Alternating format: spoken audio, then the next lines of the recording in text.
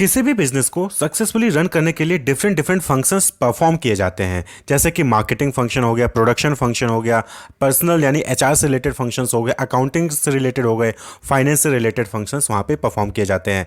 Marketing जहाँ पे आप product, price, place, promotion, services, product की पैकेजिंग कैसी होगी, प्रोडक्ट का जो ब्रांड नेम है वो क्या होगा, प्रोडक्ट की प्राइसिंग कैसे होगी, प्रोडक्ट की जो एडवर्टीजमेंट्स हैं, जो सेल्स प्रमोशन है, इन सबसे रिलेटेड जो एक्टिविटीज़ मार्केटिंग में परफॉर्म की जाती है। प्रोडक्शन में कि जहाँ पे रॉ मटेरियल कैसे आएगा, इन्वेंट्री को कैसे मैनेज करना है, प्रोडक्शन कैसे होगा, वर्कलोड कितना होगा, शेड्यूलिंग, डिस्पैचिंग, इन सबसे रिलेटेड एक्टिविटीज़ परफॉर्म की जाती है। पर्सनल यानी कि एचआर, जहाँ पे आप जो है रिक्रूटमेंट कब करना है, सिलेक्शन कैसे करना है, ट्रेनिंग कैसे करना है, परफॉर्मेंस अप्रेजल कैसे करना है, उनको जो है प्रमोशन देना है, डिमोशन देना है, ट्रांसफर करना है, इन सारी चीज़ों से रिलेटेड, उनके कंपनसेशन से रिलेटेड जो है पर्सनल यानी एचआर डिपार्टमेंट में होता है। इसी तरीके से अकाउंटिंग में जहाँ पे ट्रांजैक्शंस को मॉनिटर किया जाता है कि किसने उधार पे पैसा लिया है, कहाँ पे हमें पैसा चुकाना है, तो जो भी ट्रांजैक्शंस होते हैं, फिनेंशियल ट्रांजैक्शंस होते हैं, उन सबसे रिलेटेड इन्फॉर्मेशन अकाउंटिंग में आ जाता है। एंड देन आता है फाइनेंस, यानी कि यहाँ पे आप क्या करते हो, मनी को मैनेज करते हो। जो कंपनी का फाइनेंस होता है कि कहाँ पर इन्वेस्टमेंट करना है, डिविडेंड कब देना है और कहाँ से हमें पैसे लेना है, यानी कि लोन्स लेने हैं, चाहे वो शॉर्ट टर्म लोन हो चाहे लॉन्ग टर्म लोन हो। तो ये क्या है, ये डिफरेंट डिफरेंट फंक्शंस होते हैं जो कि बिजनेस में परफॉर्म किए जाते हैं। अब हर फंक्शंस को परफॉर्म करने के लिए आपको इन्फॉर्मेशन की रिक्वायरमेंट होती है। भाई सभी फंक्शंस में क्या होते हैं, डिसीजन मेकिंग होती है, और डिसीजन मेकिंग करने के लिए क्या चाहिए, इन्फॉर्मेशन चाहिए। तो जब आप इंफॉर्मेशन सिस्टम का इन सभी फंक्शंस में यूज करते हो डिसीजन मेकिंग के लिए, तो वही चीज क्या हो गई, फंक्शनल इंफॉर्मेशन सिस्टम हो गई। ठीक है, तो आईएस यानी कि information system are used in different business function to increase the effectiveness and efficiency of business. Information system में क्या होता है, कंप्यूटर होता है, यानी कि software, hardware, people, data communication technology होता है। इन सभी का यूज करके जो है क्या किया जाता है, डिफरेंट डिफरेंट फंक्शन से रिलेटेड इंफॉर्मेशन, डेटा को कलेक्ट किया जाता है, उसको प्रोसेस किया जाता है, एनालाइज किया जाता है, और फिर इंफॉर्मेशन प्रोड्यूस किया जाता है। और उस इंफॉर्मेशन के बेसिस पे ये जो डिफरेंट फंक्शंस मैनेजर्स होते हैं, marketing manager, production manager, HR manager, accounting manager, finance manager, ये क्या करते हैं, ये डिसीजन मेकिंग करते हैं। तो यानी कि बिजनेस को सक्सेसफुली, इफेक्टिवली और एफिशिएंटली जो है रन करने के लिए इंफॉर्मेशन सिस्टम का यूज जब आप फंक्शंस में, जो बिजनेस के फंक्शंस होते हैं उनमें यूज करते हो, तो उसी को बिजनेस या फिर फंक्शनल इंफॉर्मेशन सिस्टम कहा जाता है। मार्केटिंग इंफॉर्मेशन सिस्टम क्या होता है, तो फिलिप कोटलर ने डिफाइन किया है मार्केटिंग इंफॉर्मेशन सिस्टम को कि MKIS system as people, equipment and procedure to gather, sort, analyse, evaluate and distribute needed, timely and accurate information to marketing decision makers. यानी कि marketing information system people, equipment और procedure से बनता है, जिसका use करके हम क्या करते हैं कि गैदर करते हैं, सॉर्ट करते हैं, एनालाइज करते हैं, इवेल्युएट करते हैं और डिस्ट्रीब्यूट करते हैं। किस चीज़ को, इन्फॉर्मेशन को। कैसी इन्फॉर्मेशन, जो कि मार्केटिंग डिसीजन मेकर द्वारा नीडेड होती है और एक्यूरेट इन्फॉर्मेशन होती है, जिससे कि वो मार्केटिंग से रिलेटेड डिसीजंस ले सकें।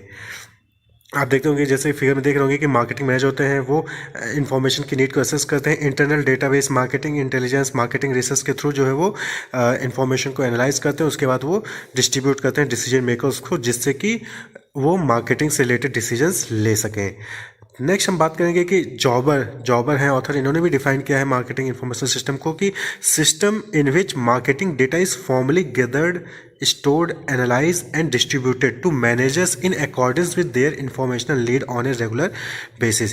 यानी कि मार्केटिंग इंफॉर्मेशन सिस्टम क्या है, एक ऐसा सिस्टम है जो कि मार्केटिंग डेटा को फॉर्मली गैदर करता है, स्टोर करता है, एनालाइज करता है और डिस्ट्रीब्यूट करता है मैनेजर्स को, डिसीजन मेकर्स को, ताकि वो रेगुलर बेसिस पे उनके पास इंफॉर्मेशन पहुंच सके और डिसीजन मेकिंग कर सके। तो ये मार्केटिंग इंफॉर्मेशन सिस्टम होता है। तो क्या होता है कैरेक्टरिस्टिक्स या features of marketing information system, तो MIS यानी कि MKIS is a permanent and continuous system होता है। ये परमानेंट है और कंटिन्यूस है, लगातार चलता रहता है, लगातार हम रेगुलर बेसिस पर इन्फॉर्मेशन देते रहते हैं। Its basic objective is to provide right information. MKIS का बेसिक जो ऑब्जेक्टिव हो क्या है, राइट इन्फॉर्मेशन को प्रोवाइड करना डिसीजन मेकर्स को। It is a computer based system है, कंप्यूटर बेस्ड सिस्टम है। इट इज़ फ्यूचर ओरिएंटेड, हम इन्फॉर्मेशन देते हैं, डेटा इसलिए देते हैं ताकि हम फ्यूचर में जो डिसीजन मेकिंग ले रहे हैं उससे हमारा फ्यूचर अच्छा रहे। It is used by all level of management. Information सिर्फ एक लेवल पे नहीं है, ये सभी लेवल ऑफ मैनेजमेंट पे यूज किया जाता है। It collect information from internal and external sources.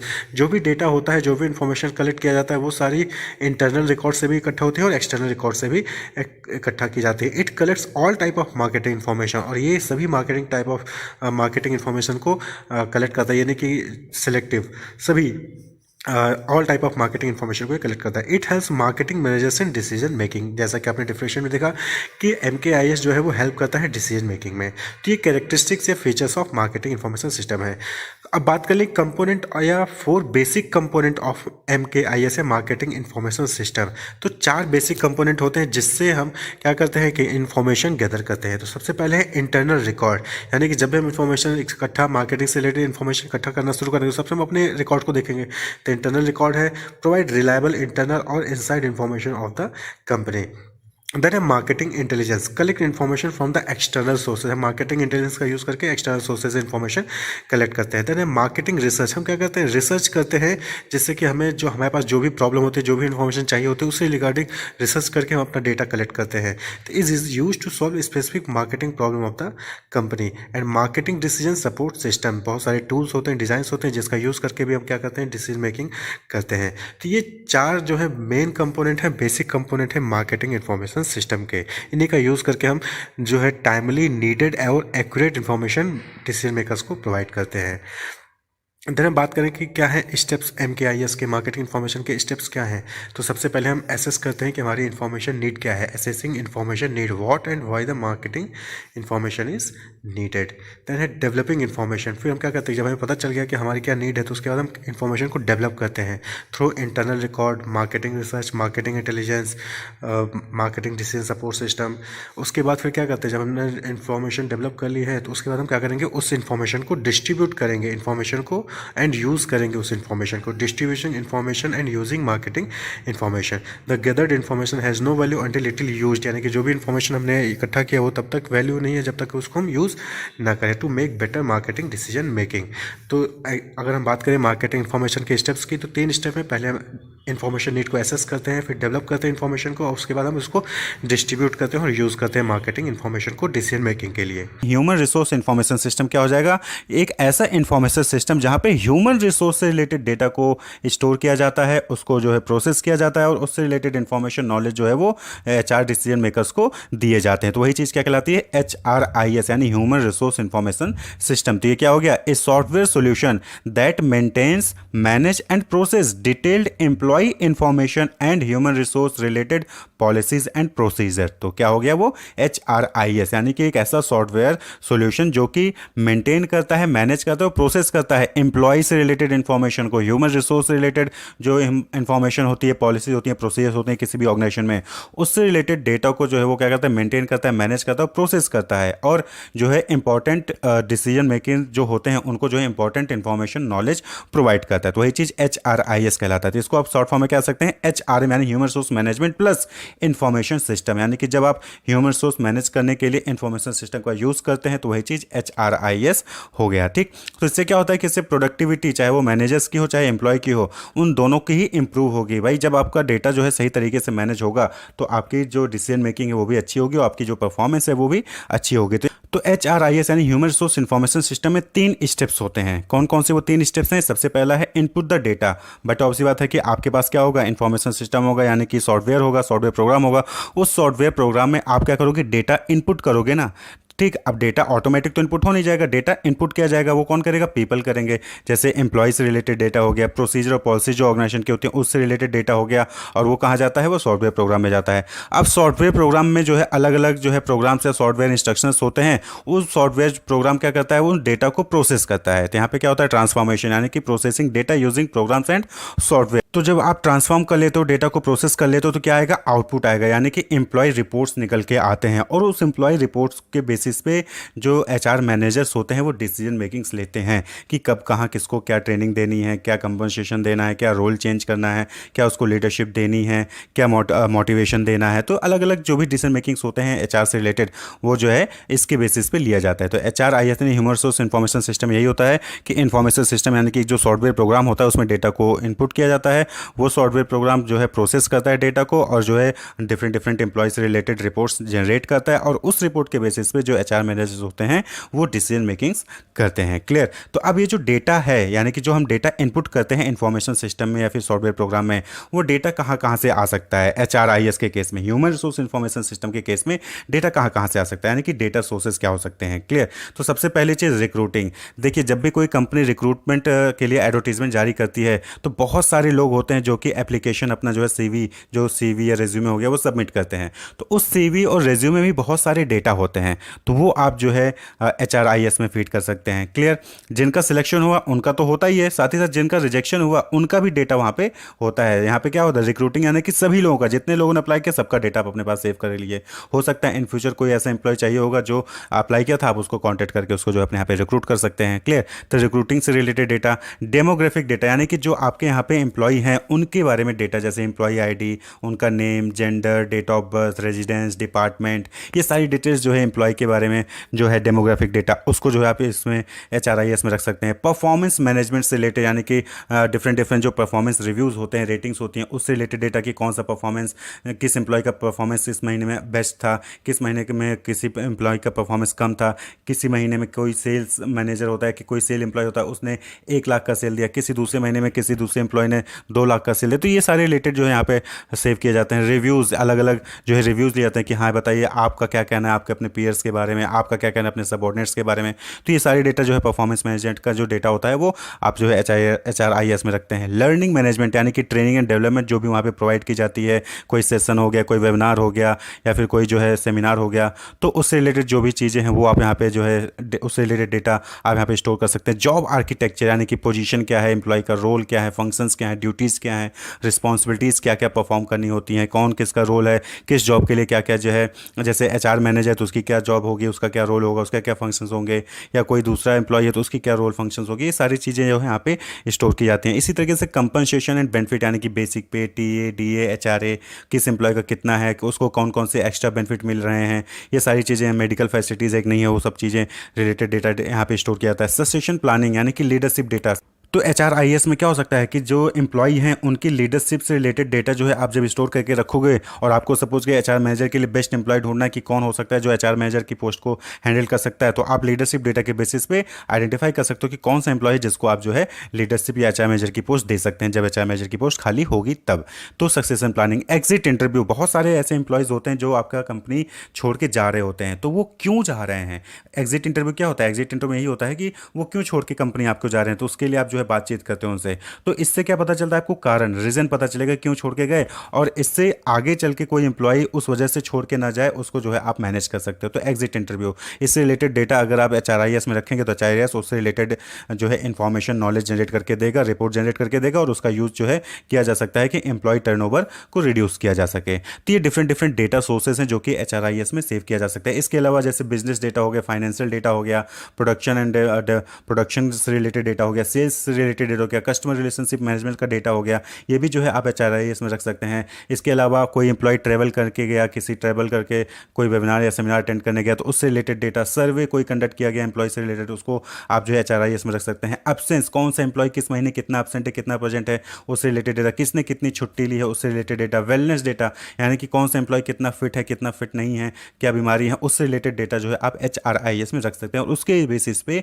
Decision makings ले सकते हैं। अब सपोज कि किसी एम्प्लॉय को अस्थमा है और आपको जो है किसी ऐसे प्रोडक्शन डिपार्टमेंट पे एम्प्लॉय को कहीं भेजना है जहाँ पे सांस लेने में दिक्कत हो सकती है, तो आप क्या करेंगे, उसको वहाँ पे नहीं भेजेंगे। क्यों? क्योंकि आपके पास डेटा है कि हाँ इसकी तबीयत खराब, इसको अस्थमा है, तो उसको वहाँ भेजना उचित नहीं होगा। तो इस तरीके से जो है डिसीजन मेकिंग्स में एचआरआईएस जो है वो हेल्प करता है। तो अगर एचआरआईएस यानी ह्यूमन रिसोर्स इंफॉर्मेशन सिस्टम से रिलेटेड डेटा को सही तरीके से मैनेज किया जा रहा है तो उससे बहुत सारे बेनिफिट्स होते हैं। जैसे कि सबसे इंपॉर्टेंट बेनिफिट क्या है एचआरआईएस सिस्टम का, ह्यूमन रिसोर्स इंफॉर्मेशन सिस्टम का, कि जो लार्ज डेटा होता है डिफरेंट डिफरेंट एम्प्लॉयज़ के बारे में, उनकी परफॉर्मेंस के बारे में, उनकी कंपनसेशन के बारे में, उसको आप आसानी से मैनेज कर सकते हो उस सॉफ्टवेयर प्रोग्राम से, उस इंफॉर्मेशन सिस्टम से। Improved mentoring and control over human resources, तो यहाँ पे क्या है कि आप आसानी से मेंटर कर सकते हैं कि कौन क्या कर रहा है, कौन क्या एलिजिबल है, क्या परफॉर्मेंस है, और ह्यूमन रिसोर्स को आसानी से आप उसको कंट्रोल कर सकते हैं। इंप्रूव्ड डिसीजन मेकिंग, जब आसानी से आपके पास सारी चीज़ें अवेलेबल होंगी, रिसोर्सेज डेटा अवेलेबल होंगे सभी इंप्लॉय के बारे में, और आप उसको कहीं भी और कभी भी जो है एक्सेस कर सकते हैं, तो आप डिसीजन मेकिंग जो है उससे इंप्रूव इंप्रूव होगी। Reduce labour cost in maintaining records. देखिए हाथ से जब रजिस्टर से डेटा बनाते हैं ना तो उसमें बहुत टाइम लगता है, बहुत सारे जो है फिजिकल रिसोर्सेज की रिक्वायरमेंट होती है, लेकिन जब आप उसको ऑनलाइन सॉफ्टवेयर का यूज़ करके मैनेज करते हैं तो कम रिसोर्सेज की रिक्वायरमेंट होगी, लेबर कॉस्ट कम होगा और रिकॉर्ड्स जो पेन पेंसिल और जो बुक्स चाहिए होती हैं उनकी भी रिक्वायरमेंट क्या होगी, कम होगी। Reduce error in data. यहाँ पे क्या है, डेटा में एरर के भी चांसेस क्या होते हैं, कम हो जाते हैं। तो ये अलग अलग इंपॉर्टेंट्स हैं किसके, HRIS यानी कि ह्यूमन रिसोर्स इंफॉर्मेशन सिस्टम के। ठीक है, तो यहाँ पे क्या होता है, कुछ चीज़ें और भी ध्यान रखनी, जैसे कि इन्वेस्टमेंट यहाँ पे जरूर चाहिए होगी। ये लिमिटेशंस आप कह सकते हैं कि HRIS को इंप्लीमेंट करने के लिए आपको ह्यूज इन्वेस्टमेंट चाहिए, कंप्यूटर नॉलेज होना चाहिए एम्प्लॉय को, तो तभी जो है आप डेटा को सही से इनपुट कर पाएंगे, उसको प्रोसेस करके उससे जो है एक रिकॉर्ड्स जो है जनरेट कर पाएंगे, आउटपुट जनरेट कर पाएंगे और उसको सही तरीके से प्रेजेंट भी कर पाएंगे। क्योंकि डेटा को अगर सही तरीके से, इन्फॉर्मेशन को सही तरीके से प्रेजेंट नहीं किया, बार डायग्राम, पाई चार्ट या टेबल के फॉर्म में, तो वो फिर कोई यूजफुल इन्फॉर्मेशन आपको देगा नहीं। तो इस चीज़ के बारे में वहाँ पे एम्प्लॉय को नॉलेज होनी चाहिए। तो HRIS यानी ह्यूमन रिसोर्स इंफॉर्मेशन सिस्टम, यानी कि इंफॉर्मेशन सिस्टम का यूज़ करके HR से रिलेटेड डेटा को कैसे मैनेज किया जाना है, कैसे उससे जो है यूजफुल इन्फॉर्मेशन जनरेट करनी है और उसका यूज़ करना है डिसीजन मेकिंग में, वही चीज़ HRIS होती है। तो रिटेल इन्फॉर्मेशन सिस्टम क्या हो गया कि एज एक ऐसा इन्फॉर्मेशन सिस्टम जहाँ पे रिटेल से रिलेटेड जो है डेटा कलेक्ट किया जाता है, उसको ऑर्गेनाइज किया जाता है और उसका जो है एनालिसिस करके जो है उससे रिलेटेड इन्फॉर्मेशन डिफरेंट डिफरेंट लोगों को कम्युनिकेट किया जाता है। तो a retail information system anticipate the information need of retail manager, collect, organize and stores relevant data on a continuous basis and direct the flow of information to the proper decision maker। तो retail information system क्या करता है, वहाँ पे जो भी retail से related information होती है उनको एक्यूमुलेट करता है, उसको कलेक्ट करता है, ऑर्गेनाइज करता है और जो है उसको कंटिन्यूस बेसिस पे, यानी कि ये नहीं कि एक बार किया, लगातार जो है वो कंटिन्यूस बेसिस पे डेटा को स्टोर करता है, ऑर्गेनाइज करता है और उसको जो है डिफरेंट डिफरेंट इन्फॉर्मेशन जो भी निकल के आती है उसको प्रॉपर डिसीजन मेकर्स जो होते हैं रिटेल ऑफिस में, रिटेल स्टोर में, उनको जो है कम्युनिकेट भी करता है। क्लियर। तो रिटेल इन्फॉर्मेशन सिस्टम यानी कि रिटेल से रिलेटेड कहाँ पे कितना प्रोडक्ट है, कौन सा प्रोडक्ट खत्म हो गया, कितना नया प्रोडक्ट आया है, आज कितना सेल हुआ, कस्टमर ने कितने प्रोडक्ट परचेज किए हैं, टोटल अमाउंट का कितना सेल हुआ, सारी इन्फॉर्मेशन जो है वो वहाँ पे कैप्चर हो रहा होता है और वो जो है अलग अलग डिसीजन मेकर्स को कम्युनिकेट भी हो रहा होता है। क्लियर। तो यहाँ पे अलग अलग इन्फॉर्मेशन होती हैं, चाहे वो सेल्स और मार्केटिंग सिस्टम से रिलेटेड हो गया, चाहे वो मर्चेंडाइज सिस्टम से हो गया कि यानी कि कितना मर्चेंडाइज है, कितना स्टॉक में प्रोडक्ट है, कौन सा प्रोडक्ट खत्म होने वाला है, कब जो है उसको ऑर्डर करना है, ये सारी चीज़ें जो है वहाँ पे इन्फॉर्मेशन मिलेगी। अटेंडेंस ऑन पेरोल, कौन सा एम्प्लॉय आज आया है, कौन सा एम्प्लॉय नहीं आया है, कितने टाइम तक जो है उसने किया है, उसकी सैलरी क्या है, उसकी सैलरी पे हुई कि नहीं हुई, ये सारी इन्फॉर्मेशन जो है रिटेल इन्फॉर्मेशन सिस्टम में आप स्टोर कर सकते हो। एडमिनिस्ट्रेटिव सिस्टम हो गया कि जो साफ सफाई, लाइटिंग, इन सारी चीज़ों से रिलेटेड वर्क होते हैं उसका भी जो है आप वहाँ पे डेटा मॉनिटर कर सकते हैं। एंड फाइनेंशियल अकाउंटिंग सिस्टम कि कितना पैसा आया, कितना प्रॉफिट हो रहा है, कितना नुकसान हो रहा है, कहाँ पे कौन से टैक्सेस लगे हैं, बैंकिंग इन्फॉर्मेशन, ये सारी चीज़ें जो है आप यहाँ पे इन्फॉर्मेशन सिस्टम पे स्टोर कर सकते हैं। वो कलेक्ट भी करता है और वो उससे रिलेटेड इन्फॉर्मेशन जो भी डिसीजन मेकर को चाहिए होता है वो इन्फॉर्मेशन वो कम्युनिकेट भी करता है। तो ये रिटेल इन्फॉर्मेशन सिस्टम का इंपॉर्टेंस होता है। क्लियर। तो ये क्या होता है, एक इन्फॉर्मेशन सिस्टम यानी कि कंप्यूटराइज सिस्टम, एक ERP जहाँ पे रिटेल से रिलेटेड जो भी एक्टिविटीज परफॉर्म होती है, जो भी मेंबर्स इन्वॉल्व होते हैं, उन सभी का डेटा जो है वो कलेक्ट करता है, ऑर्गेनाइज करता है, उसको एनालाइज करता है, उससे इन्फॉर्मेशन जो भी इंपॉर्टेंट इन्फॉर्मेशन होता है वो डिस्ट्रीब्यूट करता है डिसीजन मेकर्स को। क्लियर। तो रिटेल इन्फॉर्मेशन सिस्टम की अगर कैरेक्टरिस्टिक्स की बात करें तो क्या क्या कैरेक्टरिस्टिक्स हो गई। पहला तो allow instant information exchange between stores and management, यानी कि स्टोर में जो भी एक्टिविटीज हो रही है, जो भी ट्रांजेक्शन हो रहे हैं, उसका रियल टाइम इन्फॉर्मेशन जो है मैनेजर्स के पास पहुंचता है। यानी कि अभी कस्टमर ने कोई प्रोडक्ट परचेज किया तो वो इन्फॉर्मेशन तुरंत जो है मैनेजर्स के पास पहुंच जाएगी कि उसने कौन सा प्रोडक्ट परचेज किया, कौन सा प्रोडक्ट परचेज नहीं किया, कितना परचेज किया है, क्या जो है अमाउंट रहा है, कितनी क्वांटिटी, सारी इन्फॉर्मेशन जो वहाँ पहुंच जाती है मैनेजमेंट के पास। Retail information system should handle the various aspect of product management, यानी कि जो रिटेल इन्फॉर्मेशन सिस्टम है वो वेरियस एस्पेक्ट जो होता है प्रोडक्ट मैनेजमेंट का वो सभी को हैंडल करता है। यानी कि कौन सा प्रोडक्ट कितना अवेलेबल है, कितने यूनिट अवेलेबल है। आपने देखा होगा कि कई बार आप जब स्टोर में जाते हैं तो वहाँ पे वो पूछता है कि ये वाला प्रोडक्ट अवेलेबल है कि नहीं, तो ERP सिस्टम में देखते हैं, ERP सिस्टम में देख के बता देते हैं कि हाँ अवेलेबल है, या फिर कितना नंबर अवेलेबल है कि 4 ही पीस हैं, 5 ही पीस है, या वो कलर अवेलेबल है कि नहीं, वो सारी चीज़ें वो आपको ERP के थ्रू बता देते हैं। तो वो रिटेल इन्फॉर्मेशन सिस्टम कहलाता है। Retail information system should handle customer analysis, यहाँ पे रिटेल इन्फॉर्मेशन सिस्टम में कस्टमर का डेटा भी जो है वहाँ पे एनालिसिस हैंडल किया जाता है। आपने देखा होगा कि आपसे जब आप बड़े बड़े रिटेल स्टोर में नॉर्मली जब जाते हैं तो वहाँ पे क्या होता है कि आपसे आपका मोबाइल नंबर पूछते हैं, आपका नाम पूछते हैं, तो वो पूरा डेटा आपका सेव हो जाता है। आपने लास्ट टाइम क्या परचेज किया, कितना परचेज किया, कब परचेज किया, वो सारी डिटेल उनके पास होती है, कौन सा प्रोडक्ट आपको पसंद है, और उससे रिलेटेड फिर आगे चल के वो आपको जो है ऑफर्स भी देते रहते हैं। तो रिटेल इन्फॉर्मेशन सिस्टम का ये जो है इंपॉर्टेंस होता है, कैरेक्टरिस्टिक्स भी आप इसको कह सकते हैं। क्लियर? कि अकाउंटिंग इन्फॉर्मेशन सिस्टम है यानी AIS, ये क्या है? Track every financial transaction with in a company. ये क्या करता है कि जितने भी फाइनेंशियल ट्रांजैक्शंस ऑर्गेनाइजेशन में कंडक्ट होते हैं, जैसे कि कोई सेल्स हो गया तो वहाँ पे पैसे का लेन देन हुआ, परचेज हुआ तो वहाँ पे पैसा कंपनी ने दिया, सैलरी यानी कि यहाँ पे एम्प्लॉय को सैलरी पैसा गया, बेनिफिट्स कोई कंपनसेशन हो गया, फ्रिंज बेनिफिट्स हो गया या फिर कस्टमर को बेनिफिट हो गया तो वहाँ पे कुछ ना कुछ ट्रांजैक्शन हुआ। तो ये क्या करेगा? इन सभी को जो ये ट्रैक करता है उसको रिकॉर्ड करेगा, उसको एनालाइज करेगा, प्रोसेस करेगा और फिर उससे जो है कोई इंपॉर्टेंट इंफॉर्मेशन जनरेट करके वो मैनेजर्स को प्रोवाइड करता है, जिससे कि मैनेजर फर्दर कोई डिसीजन मेकिंग ले सकते हैं। Account payable system, account receivable system, ये दो इंपॉर्टेंट सिस्टम होते हैं किसमें? अकाउंटिंग इंफॉर्मेशन सिस्टम के अंदर। अब ये दोनों क्या होते हैं? देखिए, अकाउंट पेएबल मतलब क्या हो गया कि किसको आपको पैसे यानी ऑर्गेनाइजेशन को किसको पैसे पे करने हैं, और अकाउंट रिसीवेबल सिस्टम क्या हो गया कि यानी कि कहाँ से पैसा आने वाला है अकाउंट जो ऑर्गेनाइजेशन है उसके पास। तो अकाउंट पेएबल सिस्टम यानी कि ये क्या करता है? ये पेमेंट को एनालिसिस करता है, एम्प्लॉय एक्सपेंस अकाउंट बनाता है, कैश रिक्वायरमेंट यानी कि अब भाई पेबल है ना, तो पेबल यानी कि पे करने के लिए आपको कितना कैश की रिक्वायरमेंट पड़ेगी वो आपको वहाँ पे बताएगा, परचेजेस कहाँ कहाँ पे होने हैं, कितना क्या पैसा उसमें लग जाएगा, इन सारी चीज़ों से रिलेटेड डेटा जो है वो अकाउंट पेबल सिस्टम मैनेज करता है। वहीं पे जो अकाउंट रिसीवेबल सिस्टम है वो उन चीज़ों को, इंफॉर्मेशन को, डेटा को मैनेज करेगा कि कहाँ से पैसा आना है, यानी कि कितने कस्टमर ने आपसे उधार पे पैसा लिया है और उनसे आपके पास पैसा आना है, वो सारी चीज़ें कौन मैनेज करेगा? Account receivable system. Maintain record about credit sale, prepare customer invoices and maintain record of the amount due from customers. तो पहले ये सारी चीज़ें क्या होती थी? पहले बुक से बनते थे, यानी कि सबके नाम का जो है एक रजिस्टर बना लिया, पेज बना लिया, इस पेज पे जो है XYZ की इन्फॉर्मेशन रहेगी, दूसरे पेज पे ABC की इन्फॉर्मेशन रहेगी कि उन्होंने कितना परचेज किया, उन्होंने कितना सेल हुआ, उन्होंने कितना पैसा दिया, उन्होंने कितना पैसा बकाया है। ये सारी चीज़ें पहले बुक्स पे होती थी, ह्यूमन रिसोर्स के द्वारा कंडक्ट कराई जाती थी। लेकिन अब क्या है? वहाँ पे इंफॉर्मेशन सिस्टम का यूज़ होने लग गया है। तो जिस फंक्शन में इंफॉर्मेशन सिस्टम का यूज़ हो रहा है, यानी कि कंप्यूटर, हार्डवेयर, सॉफ्टवेयर, इन सब का इंफॉर्मेशन टेक्नोलॉजी का यूज़ करके जो है वहाँ पे डेटा को मैनेज किया जा रहा है, इंफॉर्मेशन जनरेट किया जा रहा है और डिसीजन मेकिंग किया जा रहा है, तो वो चीज़ इंफॉर्मेशन सिस्टम बन गई। तो अकाउंटिंग में आपने इंफॉर्मेशन सिस्टम का यूज़ किया तो वो अकाउंटिंग इंफॉर्मेशन सिस्टम बन गई। इसी तरीके से आप देखेंगे फाइनेंस में, तो उसको क्या कहते हैं? फाइनेंशियल इंफॉर्मेशन सिस्टम यानी FIS। तो helps in managing the organization money as efficiently as possible. तो यानी कि जो ऑर्गेनाइजेशन का मनी होता है उसको मैनेज करने में जो है फाइनेंशियल इंफॉर्मेशन सिस्टम हेल्प करता है कि कहाँ से पैसे आपके पास आ सकते हैं, यानी कि लोन लेके आएंगे या फिर अपना जो रिजर्व आपने रखा है उसका आप यूज़ कर सकते हो, कहाँ पे पैसे इन्वेस्ट करने हैं और कितना डिविडेंड देना है। इन सारी चीज़ों से रिलेटेड जो इन्फॉर्मेशन प्रोवाइड करता है वो कौन करता है? फाइनेंशियल इंफॉर्मेशन सिस्टम प्रोवाइड करता है। Collecting payable as quickly as possible, यानी कि आपको कहाँ कहाँ से पैसा आने वाला है उन सबको कलेक्ट करने में जो है ये आपको हेल्प करता है। Making payment at the least time, यानी कि आपको जहाँ पे भी पेमेंट करना है आप जल्द से जल्द वहाँ पेमेंट कर दे, जिससे कि जो भी इंटरेस्ट लगने वाला है वो कम हो जाए। तो यहाँ पे आपको उससे रिलेटेड इन्फॉर्मेशन प्रोवाइड करता है। Ensuring the sufficient funds are available, यहाँ पे आपको ये भी गाइड करेगा कि आपके पास कितना फंड्स हैं और कितना आपको फंड्स की रिक्वायरमेंट है, उसके अकॉर्डिंग आप अपने आप को मेंटेन रखें। सपोज करके अचानक से डिमांड ज़्यादा आ गई और आपके पास पैसे नहीं है तो आप कैसे मैनेज करोगे? तो इफिशिएंट फंड्स आपके पास ऑर्गेनाइजेशन के पास अवेलेबल है, उसको इंश्योर करने में फाइनेंशियल इंफॉर्मेशन सिस्टम हेल्प करता है।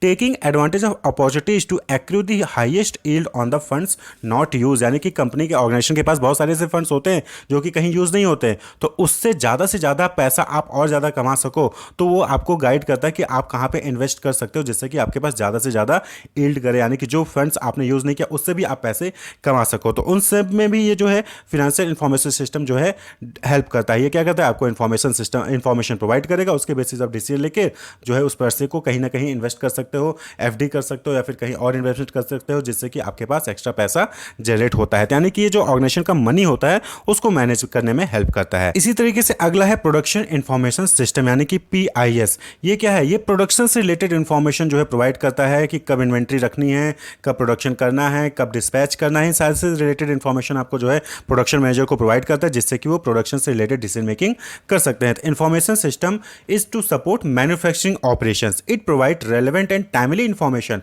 For decision making at different level of company hierarchy. तो जब भी कंपनी हायरार्की में होते हैं उनको जो भी प्रोडक्शन से रिलेटेड डिसीजन मेकिंग करना होता है उसके लिए वो टाइमली इंफॉर्मेशन प्रोवाइड करता है। कौन? Production information system. यहाँ पे जो है सिर्फ इंफॉर्मेशन नहीं प्रोवाइड किया जाता, अब प्रोडक्शन में सपोज कि प्रोडक्ट का डिज़ाइन क्या होगा उस डिज़ाइन को बनाने में भी जो है ये हेल्प करता है। It also automate and secure the sequencing of manufacturing and business process, यानी कि जो प्रोडक्शन इंफॉर्मेशन सिस्टम है कि कौन सा काम पहले होगा, रॉ मटेरियल पहले आएगा, उसके बाद जो है उसको शॉर्टिंग की जाएगी, उसके बाद उसको कौन से डिपार्टमेंट में भेजना है, फिर कहाँ पे उसकी जो है उसको कन्वर्ट किया जाएगा, फिर कहाँ पे उसकी पैकेजिंग होगी, कहाँ पे उसकी लेबलिंग होगी। ये सारी चीज़ों को क्या करता है, सीक्वेंस करने में हेल्प करता है। Deals with planning, development and production of product and services, controlling the flow of production. तो ये दो इंपॉर्टेंट फंक्शंस है जो कि प्रोडक्शन इंफॉर्मेशन सिस्टम उनमें हेल्प करता है कि कैसे प्लानिंग करनी है, कैसे डेवलप करना है, कैसे प्रोडक्शन करना है प्रोडक्ट का और सर्विस का, और उनका फ्लो कैसा होगा उसको कंट्रोल करने में जो इंफॉर्मेशन है ये प्रोडक्शन इंफॉर्मेशन सिस्टम ये जो है हेल्प करता है। तो प्रोडक्शन इंफॉर्मेशन सिस्टम में आता है मैन्युफैक्चरिंग इंफॉर्मेशन सिस्टम। तो यहाँ पे क्या होता है कि यहाँ पे जो खासकर मैन्युफैक्चरिंग से रिलेटेड काम होता है उससे रिलेटेड इंफॉर्मेशन यहाँ पे जो है आपको प्रोवाइड किया जाता है। Provide management with current topic on the sources of labour,